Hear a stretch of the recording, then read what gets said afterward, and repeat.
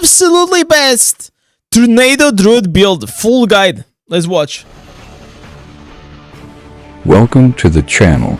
In this video I'll show you what I believe to be the fastest and most efficient build for the Druid, thanks to a unique combination of high mobility while still maintaining strong damage output.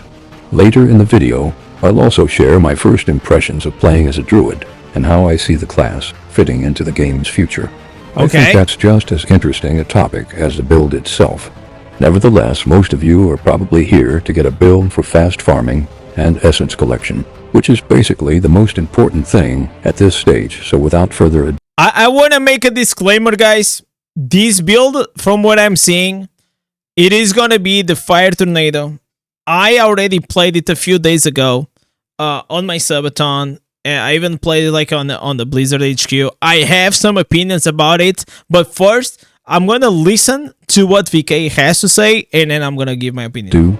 Let's jump into the video.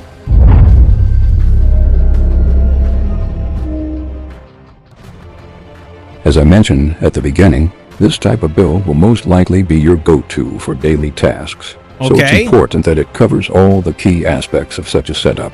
That means, above all, high mobility, wide area coverage, and strong damage output all at the same time.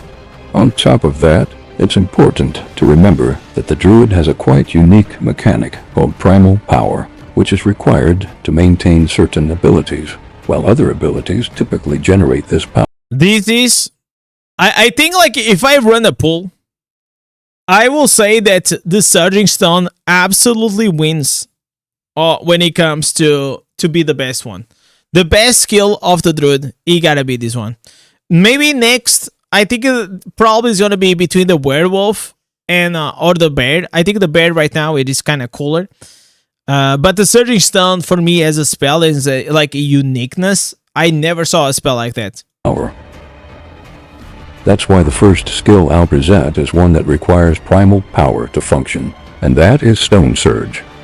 This skill causes rocks to erupt from the ground over a massive area, dealing damage to enemies. Additionally, the leg's essence increases the damage bonus of this ability.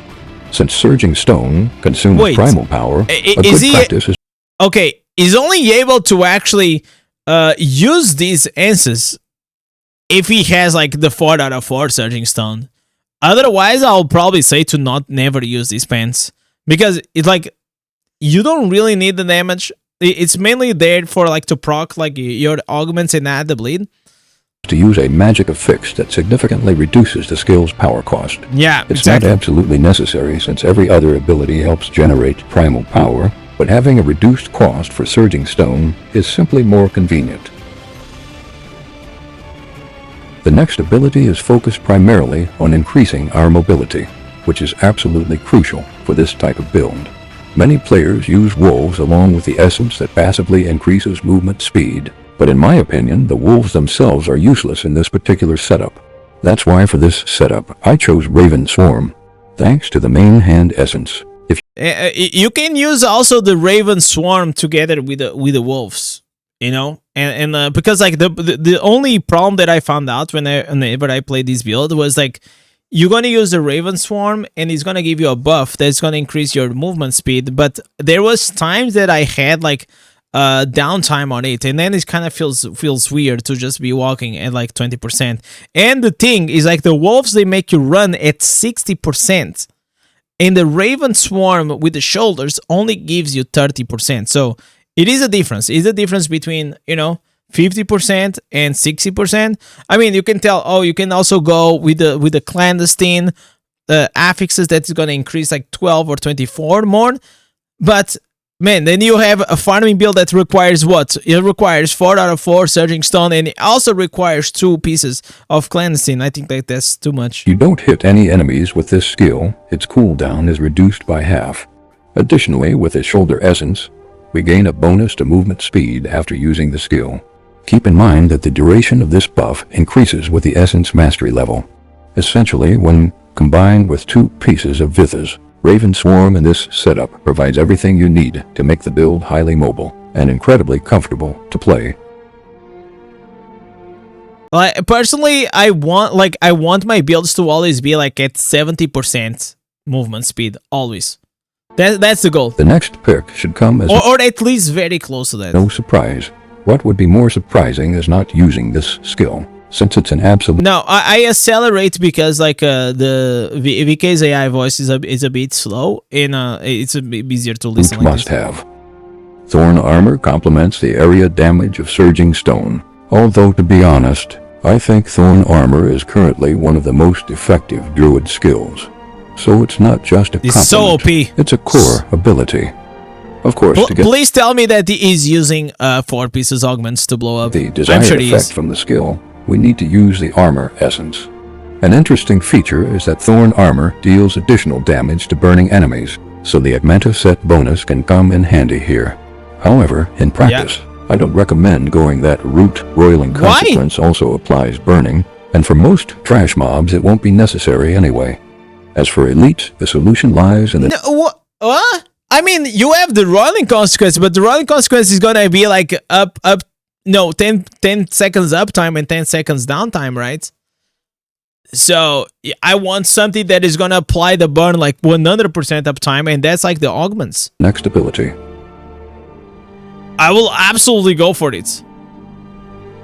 Fire Tornado is another solid area of effect skill I chose for this setup, yet it's also a highly underrated option. With the head essence, it triggers an area explosion beneath your character, which also applies a burning effect. This makes it a perfect complement to Thorn armor, especially when you need a burst of damage to take down a tougher enemy or an entire group. With the main hand essence, the tornado also increases primal power regeneration, which of course helps to sustain Surging Stones. It's also worth noting that Fire Tornado, specifically with this head essence, causes an additional explosion on enemies with low health, making it yet another solid source of burst damage. To increase its area of effect, it's definitely worth equipping a special magic effect. The only thing that I found out annoying about it, it's because like you gotta have to keep like spamming and pay attention to the screen to whenever you actually have to use it. Because if you use it like, you know, like in the wrong way, you actually not gonna get the primal power back.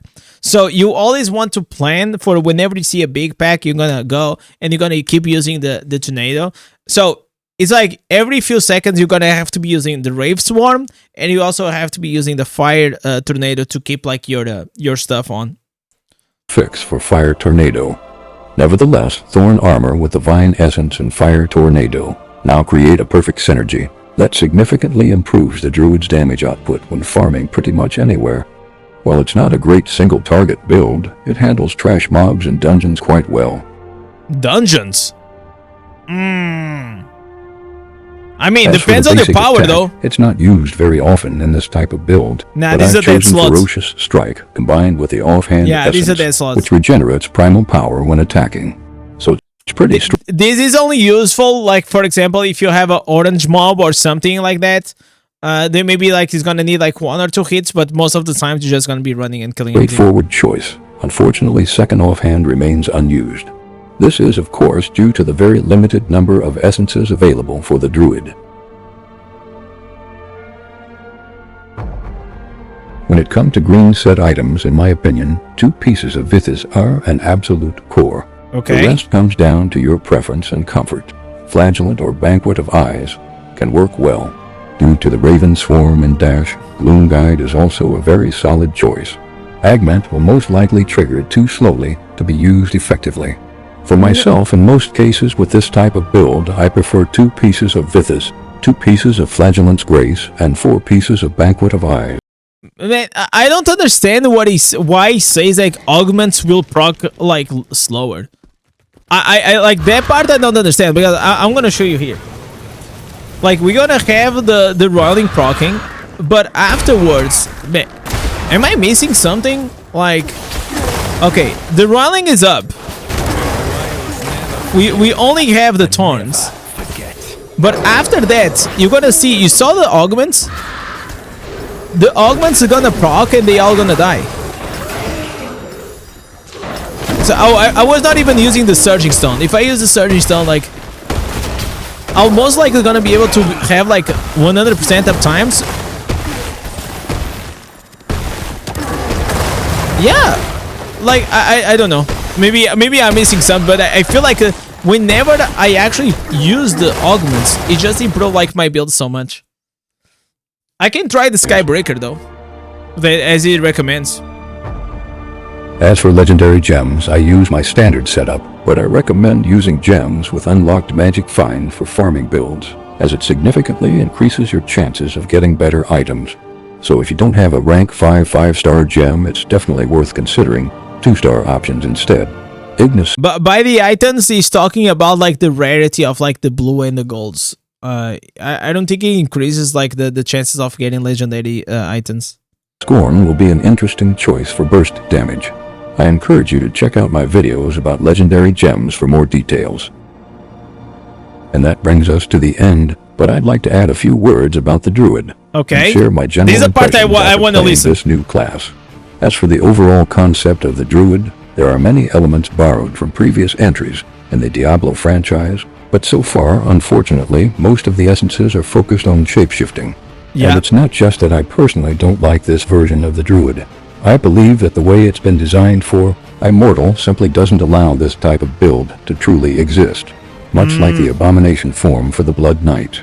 Perhaps this would have been playable during Immortal's first year. Especially like in PvE, right? In PvE, like everything right now, it is so fast. Mainly you just want to have builds that you're just gonna run and everything's gonna blow up. Either it is like in farming, either it is like in dungeons. Maybe like the only exceptions are the bosses and the gauntlets, but besides that, it is pretty much like just buff up and run. You know, back when the game was still in its early stages and class builds were vastly different from what we have today. Most current builds for other classes are extremely effective while remaining incredibly simple to use. Introducing transformations that require primal power, a carefully tuned essence setup, and are limited by the number of available skill slots. All of these things disqualifies the concept, and it makes the shape-shifting druid potentially turn out to be a complete flop. It's also important to note that the essences related to transforming into a wolf or a bear are not the whole picture. You also need to use essences that modify the skills used within the transformation, while also needing essences for abilities outside of it. This means the shapeshifter druid requires far more essences than other classes to be viable. So maybe a good solution would be to introduce essences that can have two separate effects. DC, oh my god. He actually hit the nail. Listen guys, whenever I was in Blizzard, I was speaking with John Yu and also the other dev, I forgot the name. And I was telling them that I feel like on the Druid, there was a missed opportunity to evolve the instance system. Because we should have an instance that it could be changing depending on what form you are. If you are in bear, it does one thing. If you are in wolf, it does another thing. And if you are in the caster form, it does another thing. Because if you just put on the wolf, and then you are in the caster form, then you're not going to be able to use it, right? And then if you are in the wolf and you have your caster abilities, then you are not taking advantage. You have to get out, get in, get out, get in. But along this time, you are always losing uptime DPS. And they said to me that their initial idea was actually to have instances that they will work for like multiple uses. So it will work for bear and the wolf. But then I think they got themselves like into a roadblock when it came like to the development or something like that. That they didn't, they couldn't figure it out how to do it. Maybe it's the way that the game is designed or whatever it is. But I feel like I told them, man, if you guys ever be able to crack that code, I feel like that's gonna be the time that the druid is gonna become like super good. One for transformed form and one for regular form. So VK here, it is absolutely basic and absolutely right. This could be useful, especially once the new essences become available. As for other builds for the druid, it's hard to say anything at this point, since it's evident that the focus has been primarily on shapeshifting. That's why summoner or elemental builds currently don't have many viable options. However, I'm very familiar with the problems the necromancer has faced since day one. And it's important to note that the Necromancer struggled a lot with identity. The various elements of the class felt very different from one another, making the character feel inconsistent as a whole. So here comes an appeal to the developers. Please don't repeat the same mistakes with the Druid. In my opinion, that could be the fastest way to waste the potential of this new class. With that being said, thanks for watching. Really good. Like, the thing is, like, I feel like VK always brings, like, epic content, man. So, guys, go there. Drop him a like and a sub if you still didn't.